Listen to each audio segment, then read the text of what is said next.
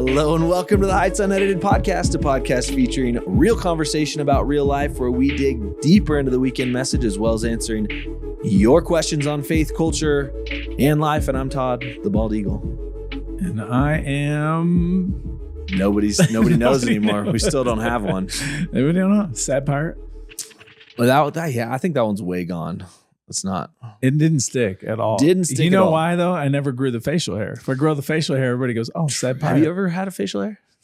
Have you ever had a? Have you ever had a facial hair? A single one? The beard is laughing out loud at my pain of growing facial hair. Yeah, he's seen it. The one? He's seen the one. Yeah. I want to see the one. Should I grow the one? Yeah, grow the one. That would be awesome. We would definitely have more singular names. facial hair. Which, by the way, weekend message. So, did you listen to the weekend message at all? I did. Okay. I thought you did great. Okay. I haven't even had a chance to tell you, but yeah. Well, thank you. I appreciate it was that. Really good. I did have a dig at you. I heard in it. there. I heard it. And really old. I heard it. Yeah. And so I don't know which one got. So did somebody come up and like? No, I don't know which one got posted though, but at the 8 a.m. I went into a little more detail about that because everyone was kind of like, oh, and I was like, hey, listen, been weeks of him bagging on me and now I finally have the microphone. So here I go. What? And yeah, so. What jabs have I taken? I forget. I think at least 4 San Diego ones. Oh, come on. I think. Come on. Those aren't personal. 49er ones. But those aren't personal. I think. I don't know what else you got. There's been more. Actually, I have a friend who him and his wife have been coming for a while, and I saw them last week, and they go, "Yeah, every week we just wait. When is the pastor going to say something about you and make a jab at you?" And I was like, "See, it's known now. It's a thing. It just and happens. You or Bob. Him, it's normally you or Bob." Well, and I told them though, I was like, don't worry, I also get the microphone. So I'm not worried. It's coming back. I've lived with Bob way too long to be worried about that. Well, I do want to thank all of our viewers and our listeners. But really, you had to put it really old. I heard it. I know, I did. You couldn't just say old. I know. Well, that was the jab. Okay. There it was.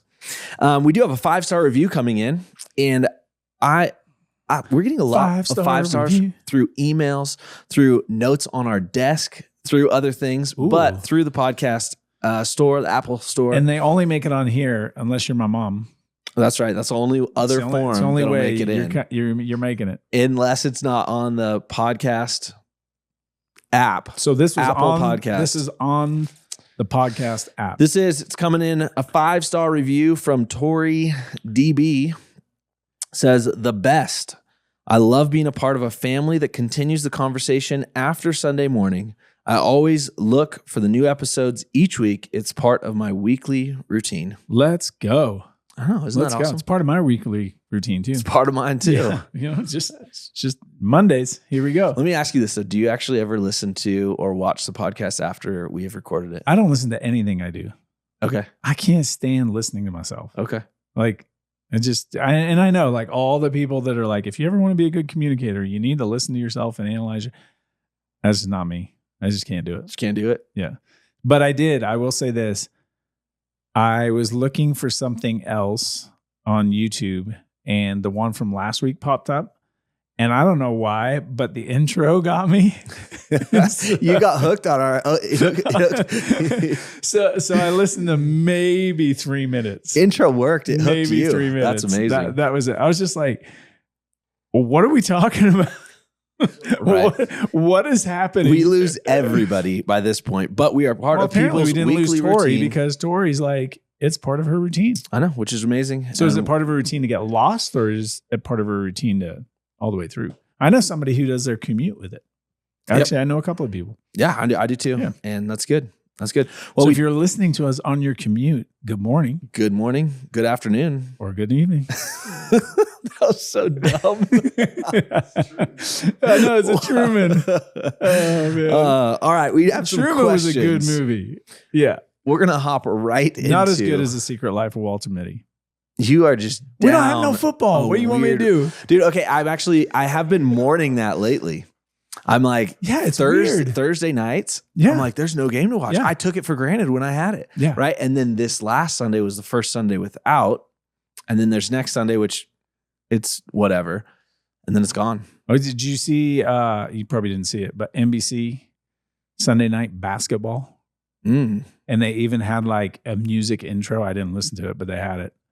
And I was like, what is happening? This feels like football, but it's basketball. My kids yesterday, it was like Sunday afternoon-ish, and they go, hey, you want to watch baseball or football? And I'm like, neither are on right now. And so we watched, I kid you not, because there always has to be sports on at my house. Right. We watched a women's college gymnastics meet. So Pastor Rob would have loved it. But yeah, my kids are doing the same thing. They're like, I'm like, do you want to watch something? They're like, you can watch sports. It's okay. And I'm like, there is none. I know. No, that's not true. I watched soccer this weekend. Premier League. Okay. So there you go.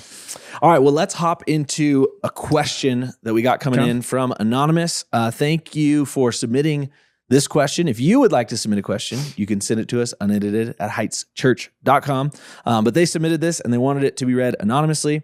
Question is this: if there is only one God, why do we have a Presbyterian God, a Methodist God, a Catholic God, a Baptist God, a Jewish God, etc.? There it is. There it is. That's our question. So why is there multiple gods? If there's only one God, then there's why? Only one God. Maybe a different way to look at the question: why, if there's one true God, why do I have so many idols in my life? Right, like which are just mini gods. Right. And so I think man is always prone to worship the wrong thing. And so I think in that context, the idea of having multiple gods, even those are a true God, I can substitute anything in the place of God. And I don't know that I call it God, but we're joking about sports, right? Sports can easily become something that's worshiped and put in the place of God. Yeah, definitely. And so with that, I don't think it's a stretch. I say that to say, I don't think it's a stretch to go the concept of multiple gods in our world or in our life or I don't think that's a stretch. Now, what I would say to this question is when you look at Presbyterian, Methodist, Catholic, Baptist, and even the Jewish God, they're not different gods, right? Like they're all coming from the same stream of faith.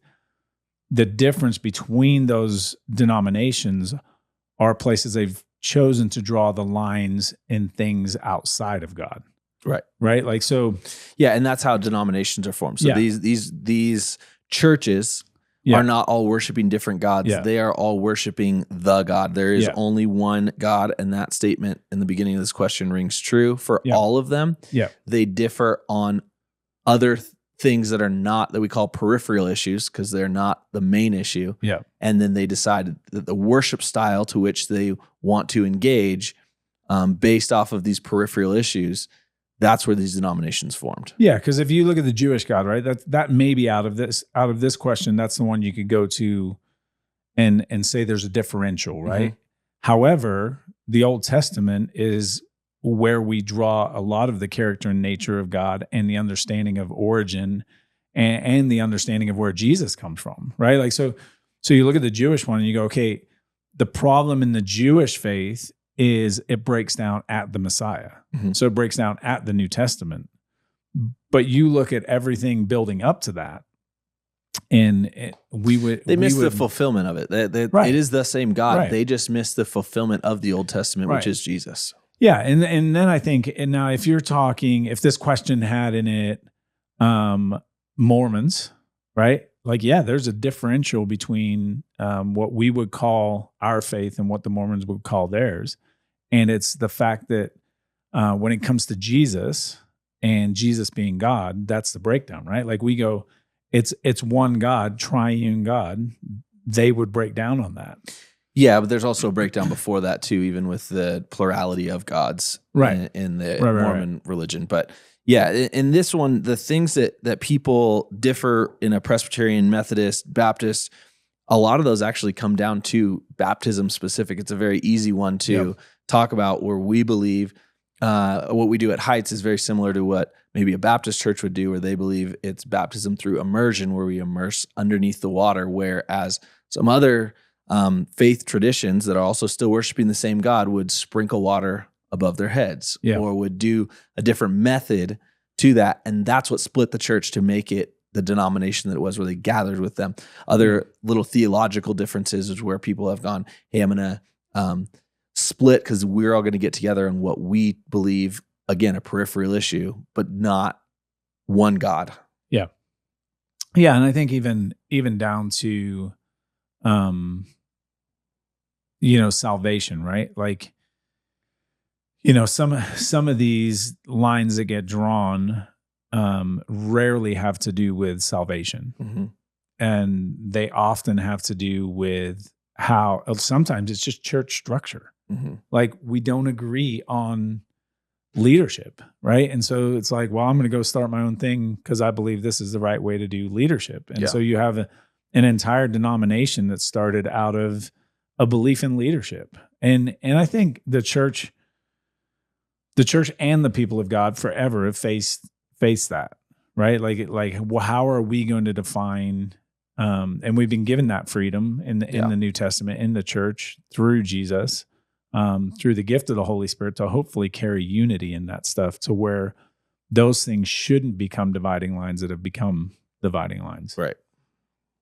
Which, unfortunately, the question is probably one a lot of people have, right? Like, well, what God is over there and what God is over there, and why don't, if it is the same God, why do these two groups of people not get along? Yeah. Right. Like, I mean, it's a fair question. Yeah. Fair question. Thanks for asking that question. Hopefully that answers it a little bit. There's only one God, and you are correct in that. And these different denominations aren't seeking to worship a different God. They just have differing styles on how they worship that God. So, we wrapped up a collection this weekend on prayer, and it was a incredible 5 weeks. Is that how long we made it? 5 weeks. 5 weeks. Really focusing on something that I think many people would say I need to improve in my prayer life, and hopefully over the last couple of weeks, people have improved with that. But this weekend we had Celebration Weekend. So before we hop into weekend recap of the message, man, it is always so incredible to see 50 plus people being baptized and taking this step of, hey, I want the world to know about this commitment that I've made to Jesus. And we got to celebrate it. Yeah. And it was just, dude, from Prescott Valley to Prescott to every single service that we had this weekend. So cool. Yeah. And I think it's amazing to see, especially Prescott Valley, to go, sitting in those early meetings and going, why Prescott Valley? Other than we're going, I don't know, God's just calling us. Like, we got to go. And then to see what it became, and now to see a church growing, right? Like a church family growing, and to see people stepping forward into the waters of baptism to declare, like, hey, Jesus has saved me. Yeah. And raised me to new life. Like that, it's just the best. It never gets old, which is fascinating that it never gets old. And the celebration of it is always such a reminder of your own faith in an amazing way. It's like a bolstering of. It never gets old, and I get emotional every time. Yeah. And I'm like, at what point am I going to have seen thousands of baptisms and not react emotionally? But man, it gets me every time. Specifically this weekend, we had a young man. This was one that got me. We had a young man who has gone through the youth ministry. He's now in college, but he has led his younger siblings all to the Lord. Oh, I heard. Is his name Blake? Uh-huh. I heard about it. Yeah. So he gets in, and then all three of his younger siblings follow, and he baptizes all three of them. And I know the story behind it. Cool. And so I'm just in the back of the room just weeping, because it's like, man, this is what it's all about. And to see just the impact that people who we watch get baptized next year or the year after, maybe baptizing other people because they're continuing in their commitment to the Lord. So, and the cool part behind that story that I heard today is an elder was there from another church because he'd walked the journey with Blake. Mm-hmm. And so it's just cool to see, like, back to the first question where it can be really divisive, right? When the gospel is lived out and we just walk alongside each other, like that blurs over the lines of, well, you go to this church or I go to that Right. church, right? Like, and we're just able to celebrate together life change and what Jesus is doing. Yeah. It's so cool. So good. So celebration weekend is always a fun one. And so this weekend, wrapping up the collection on prayer, we talk about how do you have prayers of celebration, right? Prayers of thanksgiving. And the word celebrate oftentimes like, well, I'm not in a mood to celebrate. Well, that doesn't change the fact that God has called us to say, hey, rejoice in the Lord always. I'll say it again, rejoice. Like this should be what we're doing when it comes to entering his presence, entering his gates with thanksgiving and praise and all of that. And so one of the things that was said this weekend is prayers of thanksgiving don't just change our mood, it trains our heart. Why are different types of prayers needed, right? Because so prayers of thanksgiving are just like, what if we just don't do those and we just pray other types of prayers? Like, why are different types of prayers needed? And like, how have you seen this so true that prayers of thanksgiving trains our hearts? Yeah, I think it's just taking it at the kind of the first phase of the question. I think when we put prayer into the relational context with God, and so if I'm going to build a relationship with you, there's not one type of communication that is going to build that relationship, right? And I think when it comes to us and God, I think there's a huge piece of if we only ever offered prayers of thanksgiving, right? Like we're missing this huge other part of where God says ask, right? So if I'm only ever celebrating what God has done or where I see his goodness or well, then I miss that he actually wants to be involved in the stuff that's hard. If I only ever have petition and supplication, right? Or even go to the prayer of lament, if I'm only ever lamenting at God, then there's a good chance I'm not going to have a close relationship with him and I'm going to be frustrated with him. And I've never let it get to the point of faith building and thanksgiving. So I would say on that side, the why the different types, like if I'm just thinking about Cindy, like if I only use one form of communication with her. Right. Which in a marriage, it makes sense. Like that's why date night for a family who's busy is needed because you need to have fun with your spouse. Like you need to have, like, if it's just business all the time, right? Like, that makes so much sense. But I feel like when it comes to at least me, when it comes to my communication with God, it's like I can miss so much to where I'm just hitting him with requests all the time. And it's never anything else. Yeah. Well, in a marriage context, right? Like if it's only catching up on your day, like if that's only, and this is, I mean, you can look at marriages around you that have not made it and go, at some point they were just informational, right? They're just transferring information to get to the next part of their day or what their kids needed, or you got pickup tonight. Okay, cool. Well, you got to get the groceries on your way home. Okay, great. Yeah. At some point, dude, I have done marriage counseling on the other side of it too. Premarital counseling with people where it's like, why are you guys wanting to be married? We just have so much fun together. We just party together. That's all we do. And I'm like, so have you talked about anything serious? Yeah. Like, have you, and as we go through premarital counseling, which is basically how many kids do you want? Oh, we haven't talked about anything serious. And I'm like, we're going to have a problem if the only way you guys talk is just partying. Yeah. Like, Yeah. Well, and I think that's the breakdown, right? Like I've had moments over the last, 30 years with Cindy where, like I know we're missing each other because things are moving too fast. So what happens is your form of communication changes. And I think the important part with God is slowing down and asking, am I utilizing the different types of prayer? Because if I'm not, there's a good chance that my relationship with him is lacking in some areas. And yet he's given us the privilege to, because he's relational, he's given us the privilege to use all of them. And so with that, then your second part there, then the idea of doesn't just change the mood, it trains our hearts. I think it trains our hearts in when I am in a place of pain, when I'm in a place of hardship, and I choose to still celebrate, right? Like it bolsters you in the moment. You don't feel as grumpy, right? But what it's really doing is it's training me to see God's character and nature in spite of what I see in front of me. Yeah. And I think that's important for training the heart, right? Because as the heart goes, the mouth's going to speak, right? As the heart goes, you're going to be led.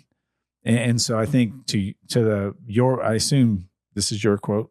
It is, yes. It's a good one. I know, but I assume like within that, there's a training that happens. When you wrote this, what'd you say? Yeah, I think that we can sometimes go, oh, well, I'm just doing prayers of thanksgiving to ignore the bad stuff. And it's like, happy talk. If we just talk about happy things and don't talk about the bad things, then the bad stuff doesn't exist. And that's just not true. So it's not just masking what's there. It's training our heart to get through the bad stuff. Yeah. It's not like the motivation behind prayers of thanksgiving is genuine. It's not, let me just ignore that. It's, man, I'm genuinely thanking God. I'm genuinely recognizing my blessings. I'm genuinely celebrating who he is. And when we do that, we're training our heart. We're positioning our heart in the right place to be able to handle the other hard stuff, not ignore it. And so I think, did we talk about this last week on here? I know I've talked about it, not on the pod over the last week, just because of stuff that's going on. We talk about the land of and. We talk about that. Yeah, I think we have in the past. Because I think that's the land of and, right? Like God, right now in my life, I can see God's grace and goodness, and I celebrate that. And it's really painful, right? Like, and both of those can be true. And I think in this sense, to your point, I think that's the training. Yeah. No, I definitely agree with that. One of the things we talked about this weekend on what these prayers of thanksgiving does is how it shifts our heart, how it trains our heart. And it's a shift from consumer to worshiper. Mm-hmm. Why is this shift so important in our walk? In our walk with Jesus, in our life following Jesus, why is a shift from consumer to worshiper so important? Yeah, I think for me, my brain goes to, okay, consumer. Like, what is the mental image of consumer? And then, if I put it into the grocery store, Walmart, whatever big box you want to put it into, right? Like, I go there because I have a need, right? I'm not going there going, oh, thank you, Walmart, for existing. You're so wonderful. I can't believe Walmart is here. I'm not going. I'm walking in going, they better have what I want, right? Like, and as I'm going in, I'm making a mental map of where do I go to get the thing that I want. And I go in and get that thing and leave and never invest, never even recognize what it took to put it on the shelf or whatever, right? Yep. And so I just consume, right? Like, or if you put it in a different context, I sit on my couch and, well, my daughter's super excited for the new Formula One season. And so, Drive to Survive, and you binge, right? Like you consume what is there. The content is there, but it doesn't change me. It doesn't. And I think the difference with a worshiper is, first of all, it's an identity that I recognize that everything I do is worship. It's an act of worship. And so with that, then when it comes to prayer and when it comes to Thanksgiving in particular, what Thanksgiving forces me to do is to recognize God, right? Like, it puts me in a posture of worship. It puts me in a posture of living out who I really am. Yeah. I would go as far to say that probably the biggest problem that the American church has is consumers over worshipers. And I think that we all, every single one of us, myself included, has to check ourselves when it comes to that, because it is so easy to fall into consumer. Yeah. What did I get from this church service this weekend? Did I enjoy the songs that were played? Did they offer the ministry that I wanted? Yeah. Does it fit my needs, my kids' needs, my family need? I mean, you can go on, and all you're doing is saying me, my. Yeah. And if it does, kind of like Walmart, right? Like, if it does, I'm going to leave a good review. Yeah. Right? Like, I'm going to rate you, and I'm going to leave until they don't have what you want. What do? You go to another store. Or you leave a negative review and go to another store. Right? And so same thing, we have too many consumers in the church, and I'm not even just talking about Heights. I'm talking about the American church, where people go, oh, it didn't fulfill my needs. I'm going to hit the next place. Or there was a conflict. Like, biblically, there are very few reasons why you should leave a church. Right. And we in American culture have just treated it like a buffet of like, well, I'll go there because I want what they have, and then I'll go there because I want what they have, and they have the ministry that I like, and it's like, dude, you're just a consumer. The first question, right? The first question, right? Why do we have all these denominations? Right, and you could even break down that first question to, okay, there's a conservative Baptist on one corner, there's the Southern Baptist on another corner, right, and then there's the first Southern Baptist of what, and before you know it, you got 4 Baptist churches. And if I don't like what you're doing, I'll just walk over to the next Baptist church, right? Yeah. Yeah. And I think that's the danger in being a consumer instead of a worshiper. Well, you're asking identity. the wrong question. It's losing identity, right? Like our identity is we are going to worship something. Yeah. And so with that, when I show up on a weekend, like to your point, am I showing up for me, or am I, excuse me, or am I showing up to fulfill what I've been created to do? Right. And that's a huge difference in how you approach. Yeah. And taking a little further, because I know what I spoke on, it really does move us from evaluation to adoration. And man, anytime you walk in with the mentality of evaluating God, right, you're not in the right place. Right. It needs to be adoration all the time, because God is good, and God is good all the time. And we struggle with adoration because we are prone, because of sin and the fall, we're prone to see the negative, right? So a lot of people live already in a negative context mindset. Yeah. And so adoration has to come out of work of the Spirit in my life, which that's a whole nother conversation about walking in the Spirit and what that does. Yeah. To be able to move from evaluation to adoration. Yeah.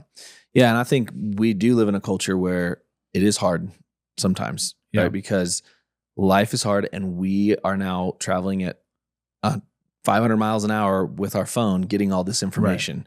And so when you get so much negative information, it's kind of hard to celebrate.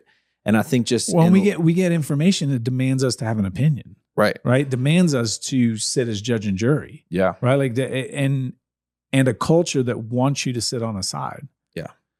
Worshiper is going, I don't have a side. Yeah. I'm here for God. I'm on God. If you want a side, I'm on God's side. Right. Yeah.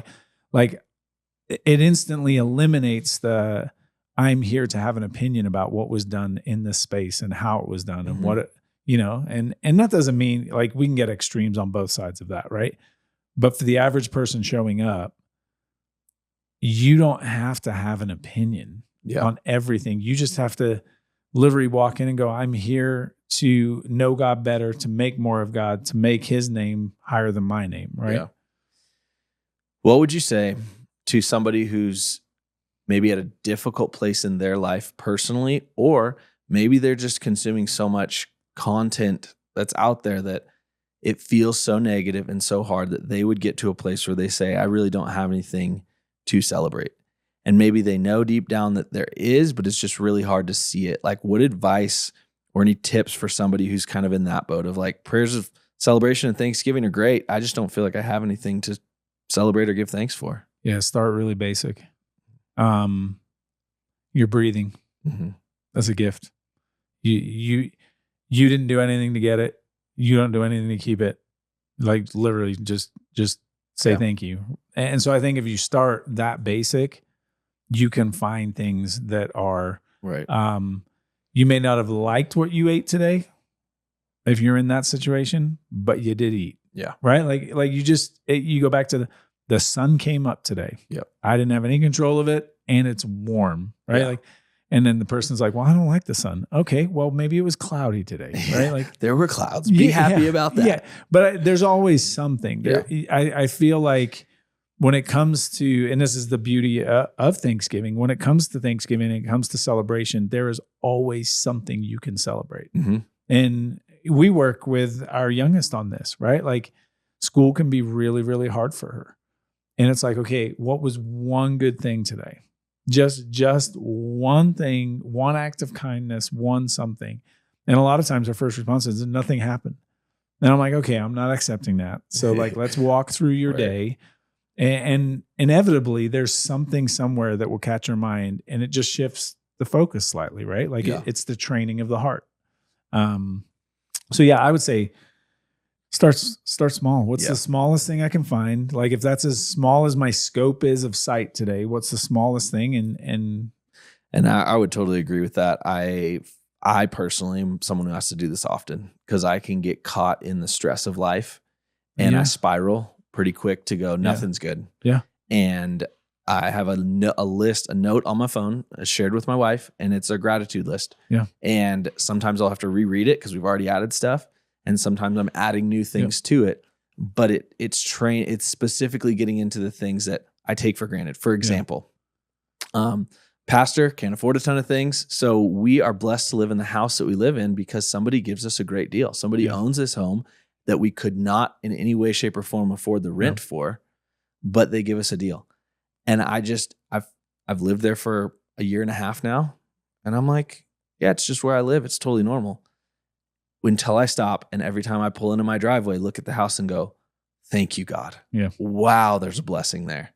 Like life is tough, life is hard, but I have to intentionally remind myself of the things that are around me. And it's like you were saying, just the small things that we take for granted. But man, when I look at them and I read that list that's on my phone, I go, okay, get out of my own way here and just thank God. And it usually recenters me to an outlook. And I think that's where this first line comes is like, man, these understanding the gratitude and thanking God for it doesn't just change my mood. It trains my heart to go, okay, it's not all doom and gloom. Yeah. One is the breadcrumbs, right? So they lead to something. Yeah. And I think starting small, it will lead you to greater gratitude. Yeah. And I think in your case, or your example, like the first time, that's really hard to see. The second time, it's still difficult. Mm-hmm. The third time, the 400th time, it's a whole lot easier to go, thanks for the house. Yeah. You know, exactly. but it started so far back that it's right in front of you and it's a house that's huge and you still can't grasp it until you do the hard work of going, there's something here I can be thankful for. And when you catch it, then it does change you. Yep, it definitely does. And this whole collection has been incredible. The reminder of prayers of thanksgiving, enter into his courts with praise. And Thanksgiving is it's a great way to enter into his courts. That's how we're supposed to do it. And it helps train our hearts. Well, and I was going to say, you started with, you just reminded me of it. You started with rejoice in the Lord always. And then it goes into being anxious. Mm-hmm. And then it says with thanksgiving. So it's telling you the command, but it's also recognizing life. And then it's telling you,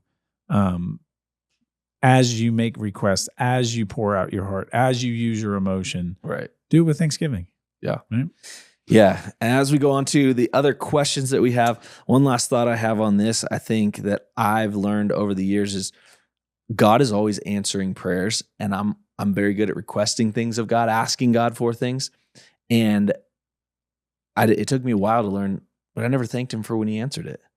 Always following up for me now and like thinking back, whether it's keeping a journal of what I've asked, and then when it's answered, going back and thank you, God. Because it's usually like I ask for it, God answers, and then I just go on like I was owed it or something instead of turning that into praise and thanking God for what he's done. And equal to that too is thank him when he doesn't answer.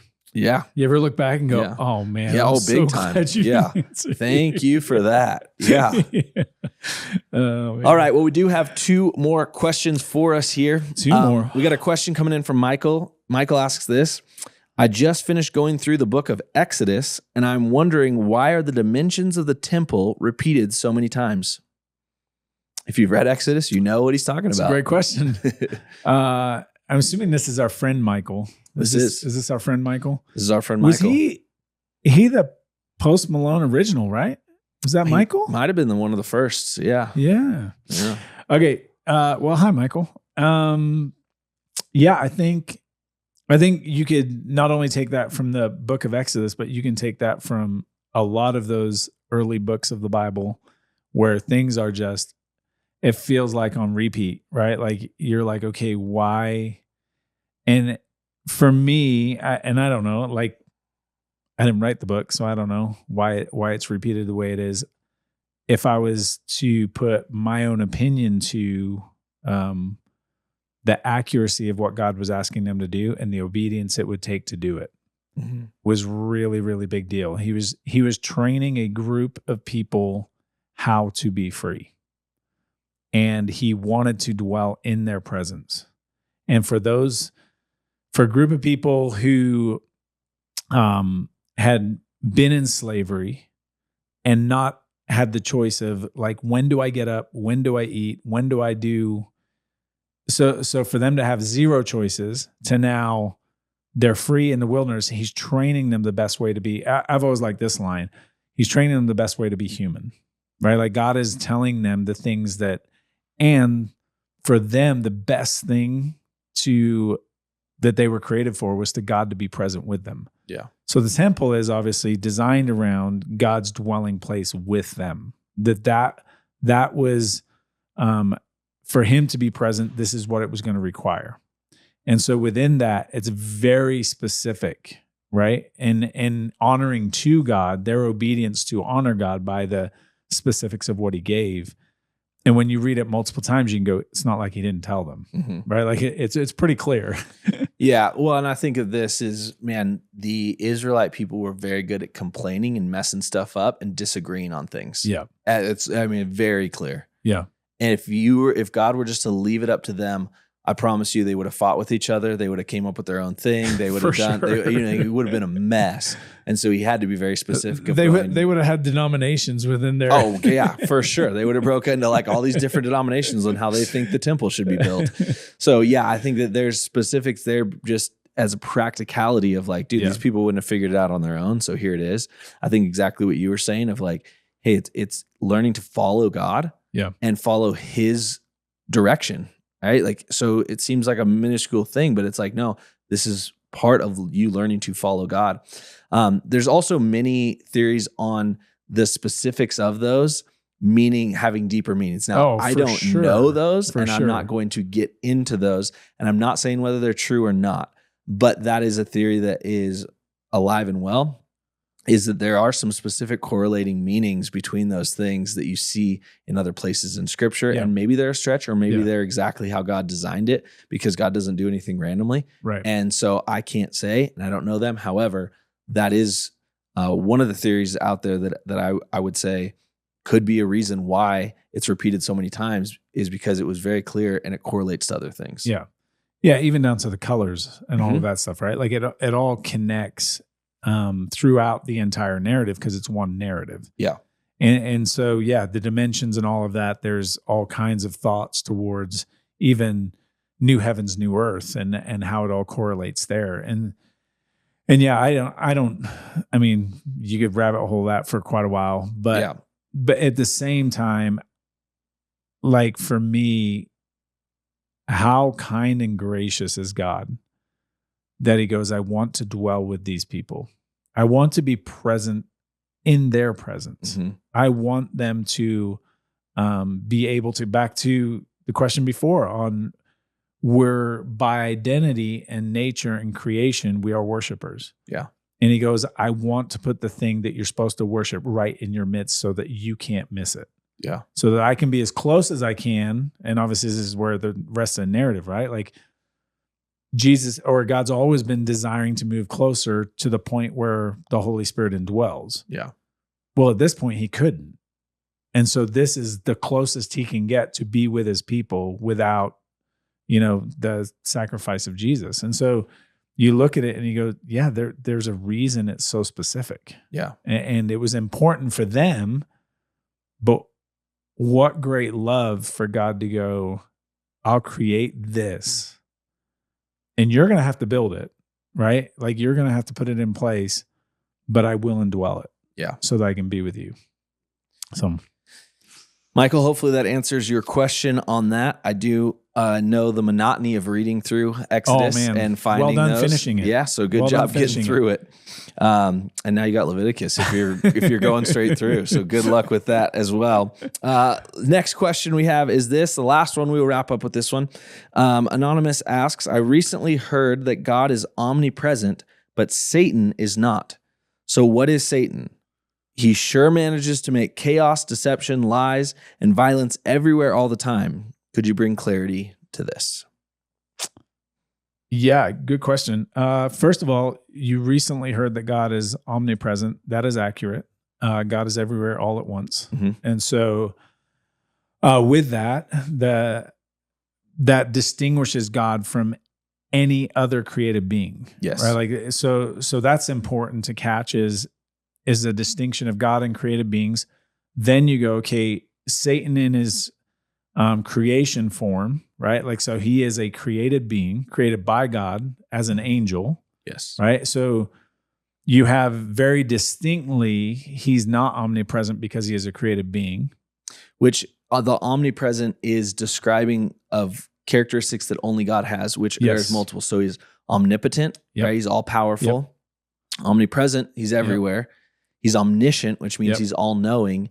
And he is the only one that has that. Nothing else. Bible college. I know it's coming out for you here. Paying through. But what that then means though is no other created being, which anything other than God is a created being, therefore Satan as well is a created being, has any of the omnis. So he cannot be everywhere at once. He cannot be all knowing. He cannot be all powerful because God is the only one that has those. Okay. So then you go, everything else is limited, right? Mm-hmm. So Satan now is limited to a space. Mm-hmm. He's limited in power. He's limited in knowledge.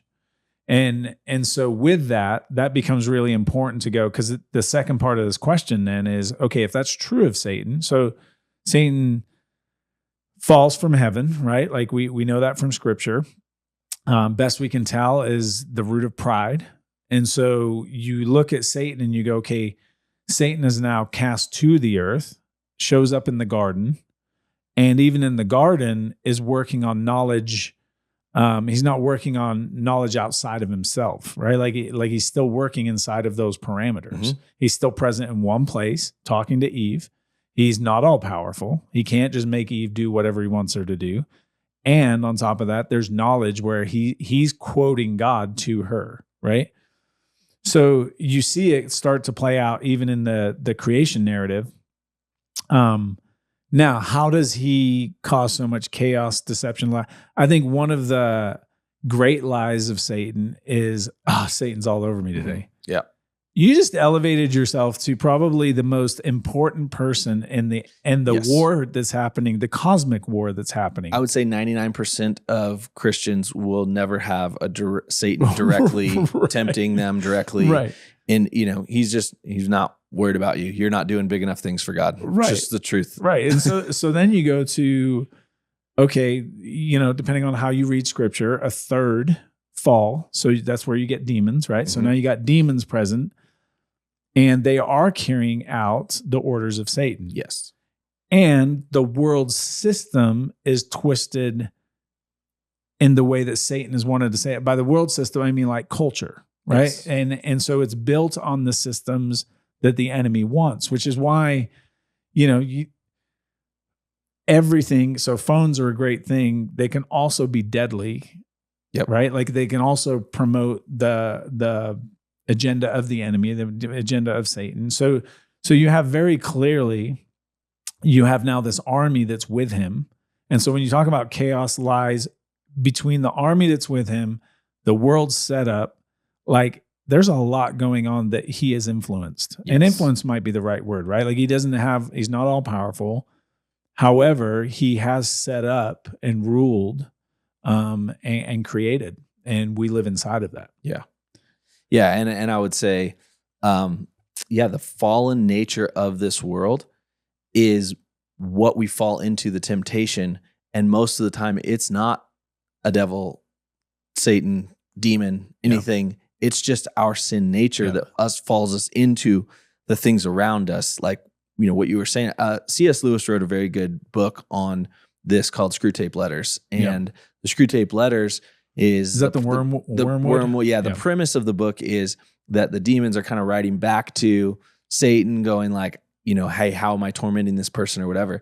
And for a lot of it, it really depicts like, I didn't really have to do much. He did his own thing. Yeah. Like, you know what I mean? Like the devil's kind of looking over, or the demon's kind of looking over your shoulder and going, well, I don't need to send them this because they're scrolling on their phone and they're going to find this image that's going to send them down the lust, or whatever it is the demons are going, you did it on your own. And maybe I just nudged it in front of you to watch you take the bait, but that's the nature of this fallen world. And so I would say, to this question specifically, yes, Satan is not everywhere, but he managed to make chaos, deception, and it is a world that's influenced by his nature, and it's a world that's influenced by our human nature to fall into the temptations that we're given. Yeah. Yeah. And I would wholeheartedly agree that, and it made me think, when you said that, it made me think, and I was just looking it up. It's Comer's book, Live No Lies. Mm-hmm. But it deals with the three, right? The flesh, the enemy, and the world. The flesh, the enemy, and the world. I think that's the three. But what I really loved about that book, and if this is your question, whoever Annie is, like, I would recommend reading it, because I think it helps you understand the levels that you just talked about, right? Like that, wait a minute, I have a fallen nature that's already prone to the things that are against God. And now the enemy puts those things all in front of me, while my fallen nature naturally is going to crave, be drawn to. And so you don't even have to go to the Super Bowl, right? Like, the complexity for people with the Super Bowl who follow Jesus, right? Between commercials and halftime. Mm-hmm. And you just go, where did they come from? Yeah. Why do they appeal to? And I'm not even talking, it doesn't even have to be anything sexual or the nature of the Apple halftime show, right? Like, or the words or whatever. Consumerism. You can just put Doritos in front of me and I want Doritos, right? Like, and if I get a bag of Doritos, they're designed that when I eat one, I want two, right? And so it's this whole system that is built that leans towards the flesh, which I think Comer does such a good job, right? Like going, hey, the flesh is going to want what the flesh wants. And then on top of that, you do have an enemy that if you can fight the flesh, right, and walk by the Spirit, then guess what? There's these other layers that are coming at you, right? That are designed to torment, attack, get you to do anything other than follow what God wants, right? Sin is missing the mark. The enemy would love for you to miss the mark. Yeah. Well, hopefully that answers your question on that one. It is very true. Satan is not omnipresent. Only God is. And so, hopefully that answers that for you. And for those of you who are still listening, you're a part of the End of the Podcast Club. And we are so grateful for you and for this show being made possible because of our faithful viewers and listeners. If you would like to leave us a 5-star review, go ahead and do that. We would love to read it on the show. They're still steadily coming in. I like that, which is crazy. I like that you tell them to leave 5-star reviews. You know why? Because when people review stuff, they're like, I don't know if I can give 5. You know what I mean? Like we're always prone to like not, but in this case, that's all you can give. That's right. Huh? That's also what I tell Bob, who's my boss, when he does my reviews. Give me 5-star review, buddy. No other option. How does that work for you? Not good. He is one of those. He is one of those that will not give a 5. Nope. Pastor Bob would never give it a 5. Yep. No, not a chance. But you can give us a 5-star review on the podcast. You can do that through the Apple Podcast Store, and we would love to read that review on the show. You can also subscribe to the show as well. That means it will notify you when new episodes come, and you won't have to go find it. And if you have a question, please submit those. We still have a couple questions. Can we say something about questions if you're still listening at this point? Real life questions are the best. Real life questions are the best. These are good questions, but they're very theological weighty. Yeah. If that makes sense. I think a question that comes out of your life that you are struggling with, those questions, one, to me, get into the theology of that, but then also will transfer to other people much easier. Correct. You're so wise. No. Not at all. You think it's because of your age? No, it's because I'm really old. That's what I said. We go. With gray hair. I know. Well, you have the hair. I don't. But I do have a final thought for everyone today. Final thought for you today is this, is prayers of thanksgiving don't just change our mood. They train our heart. They train our heart to allow what God has blessed us with to be what we live out of, instead of living out of a sense of not understanding who God is. We live with gratitude, and living with gratitude is a better way to live. It's good. We love you guys. See you next week. Love you.